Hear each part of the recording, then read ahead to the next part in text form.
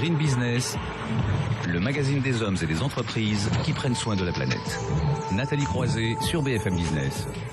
Un arrêté de février 2012 oblige désormais tous les producteurs de déchets à tenir à jour un registre qui retrace les opérations qui sont relatives à la gestion de ces déchets. La société Greenwishes a largement anticipé cette réglementation. Je suis ravie de retrouver Grégory Ogorek. Bonjour. Bonjour Nathalie. Co-fondateur de Greenwishes, qu'on suit dans son développement. Déjà plus de 100 clients, c'est ça? Plus de 100 clients depuis 4 ans qu'on se connaît. Voilà, Exactement. donc entreprise de collecte, de tri, de recyclage de déchets, et vous allez au-delà, puisque aussi vous sensibilisez vos clients, et vous en avez depuis un an, c'est BHV Marais. David Ehrenschmidt, bonjour. Bonjour Nathalie. Vous êtes donc directeur logistique de BHV Marais, filiale du groupe Galeries Lafayette. On va voir avec vous comment concrètement vous gérez vos déchets. Mais alors voilà, c'est ce que je disais. Il y a quand même cet arrêté, maintenant ce registre qu'on doit tenir. C'est pas toujours évident, je pense, pour les uns et les autres de savoir de façon très précise comment s'en sortir. On a souvent dit qu'en entreprise, on avait du mal à recycler, à récupérer les déchets. On avance enfin, Grégory Ogorek? On commence à avancer, puisque depuis qu'on s'est parlé la première fois, Nathalie, ça fait quand même 4 ans, on commence à avoir une centaine de clients, donc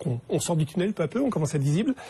Les entreprises commencent à être sensibilisées, et je dirais que cet arrêt-là contribue à ce qu'on aille vraiment dans la démarche. Donc aujourd'hui, on peut dire qu'il y a un vrai pas qui a été franchi. Donc ça veut dire, la réglementation évidemment oblige, comme je disais, à tenir à jour un registre. Évidemment, beaucoup sont perdus en se disant comment je vais m'y prendre, comment je vais gérer ces déchets-là, et ils vont vous chercher. Alors, beaucoup d'entreprises, d'une part, sont perdues. Secondo, les prestataires ne sont pas forcément équipés pour remettre, au final, je dirais, un service complémentaire à de la collecte.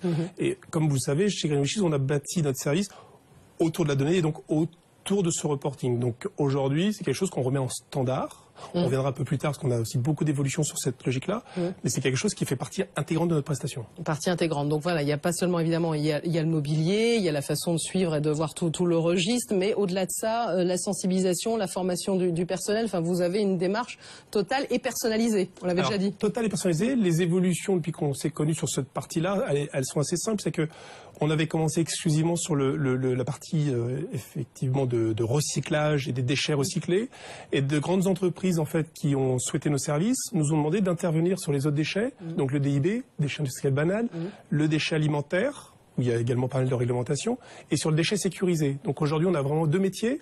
Le premier, c'est de la collecte avec tout ce que vous avez évoqué, mise en place, formation, suivi du recyclé, mais également de la gestion pour compte sur les autres déchets, pour que justement dans le registre, on ait une vision globale et qu'on devienne monsieur ou madame déchets pour le compte de ces clients-là. Alors on va voir avec une illustration, et vous, David Ehrenschmidt, comme je le disais, directeur logistique de BHV Marais, donc ce grand magasin, on va dire, incontournable. Qu'est-ce que ça a représenté pour vous, ce partenariat avec Greenwishes? Vous aviez des besoins particuliers en matière de gestion de déchets? Complètement. On va dire que le premier besoin était justement de se conformer à cette nouvelle réglementation qui est quand même assez récente. Et en termes de développement, c'est toujours intéressant d'avoir un coup d'avance pour anticiper les difficultés. Et je pense aussi qu'on est le BHV Marais est vraiment à une démarche d'éco-responsabilité qui est très très importante. On recyclait déjà par le passé un certain nombre de matériaux issus de l'exploitation, comme le carton, le plastique. Enfin, un grand magasin comme le nôtre qui fait plus de 60 000 m², enfin ça a l'air de rien, mais c'est plus de 1000 tonnes de déchets par an. Et dans ces 1000 tonnes, on en recyclait la moitié. Ce sont des matières qui sont recyclées et qui sont ensuite valorisées. Et pour nous, le papier représentait la next step sur 2013, où comment est-ce qu'on pouvait continuer à se développer. Et on a trouvé effectivement en Greenwishes un partenaire extrêmement efficace. Donc ça veut dire, est-ce que vous avez découvert aussi d'autres produits que vous pouviez recycler, donc vous ne soupçonnez pas, on va dire, au départ de votre démarche? Complètement, complètement. Déjà, on pourrait aller plus loin que ça dans le papier, mais je pense que c'est déjà pas mal ce qu'on a ce qu'on a mis en place. La qualité également, parce qu'aujourd'hui on recycle plus que le recyclage, on a un taux qui avoisine les 90%. Donc sur l'ensemble des papiers, 90% est réellement recyclé, ce qui est en soi un très bon taux.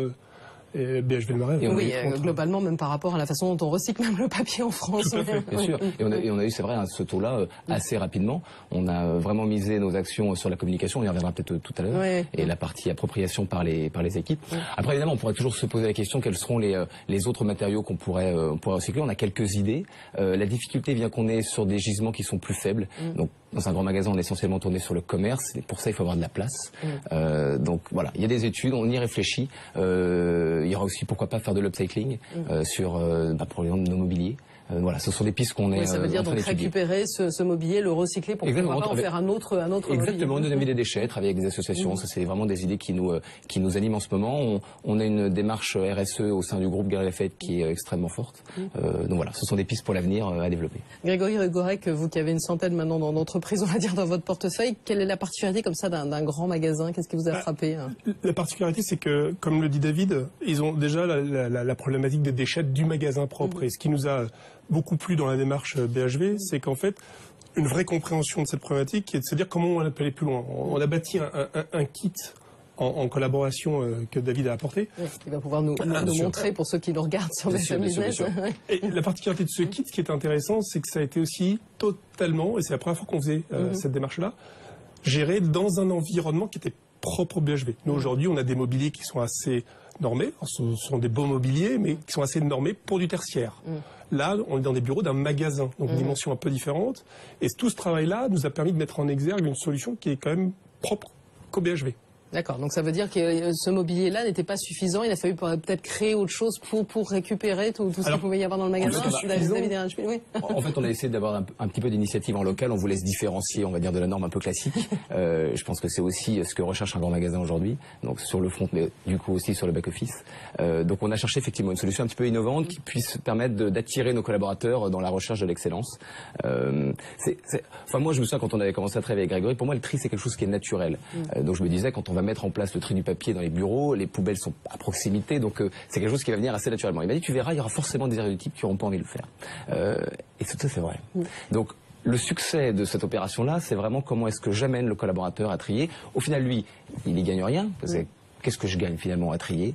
Ce qui est important, c'est l'appropriation par les équipes, donc c'est le sens qu'on y donne et c'est le feedback qu'on donne aux collaborateurs. Et c'est ce que vous avez expliqué, j'imagine, dans ce kit que vous avez devant vous. Exactement. Donc en fait, quand on a mis en place cette démarche, on a vu chaque collaborateur, on a vraiment une démarche personnalisée auquel on a remis ce kit, en plus un petit peu voilà sous format de paquet cadeau, qui est constitué en fait du réceptacle qui lui, comme le disait Grégory, est spécifique au BHV. Donc en fait, c'est un sac qui lui-même est en papier recyclé et ensuite avec des notices de qu'est-ce que je peux recycler ou pas qu'on appose sur les bureaux, voilà des antisèches de papier qu'on a constitués avec Grégory et donc l'équipe de Green Wishes pour pouvoir être le plus pragmatique possible. Alors, Grégory Ogorek, ça veut dire qu'il faut être aussi un peu ludique, j'imagine, dans cette approche du déchet, du tri, arrêter de dire c'est une contrainte. Il faut être totalement ludique. C'est pas totalement amusant, mais bon, ça peut y trouver un aspect ludique. Il faut être totalement ludique, mais c'est surtout un travail permanent. C'est-à-dire que le travail qu'on fait avec David et ses équipes, c'est très bien, on l'a mis en place.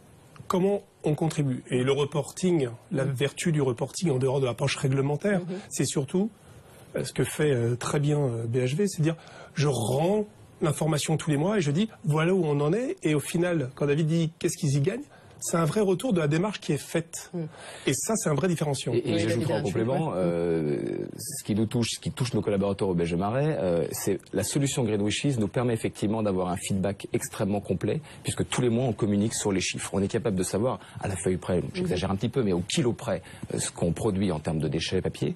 Et donc, les collaborateurs sont informés systématiquement, avec en plus des informations, on est toujours un peu là dans le côté ludique, le côté pédagogie, des informations sur un équivalent en termes de dégagement de CO2, de ce qui est économisé avec le tri de ce papier. Il y a cette fierté-là, mais il y a aussi des enjeux économiques derrière, et ça aussi vous les mesurez, vous ne pouvez pas dire le contraire quand même, David Rajmi. C'est important aussi pour vous quand même si peut-être moins important évidemment que sur d'autres économies qu'on pourrait faire, mais c'est quand même important. Alors je vais pondérer un petit peu, c'est avant tout une question d'éthique. C'est vrai qu'il y a un enjeu économique, mais qui à mon échelle et à notre échelle est finalement assez peu marqué, puisqu'on est sur des gisements qui sont aujourd'hui assez faibles.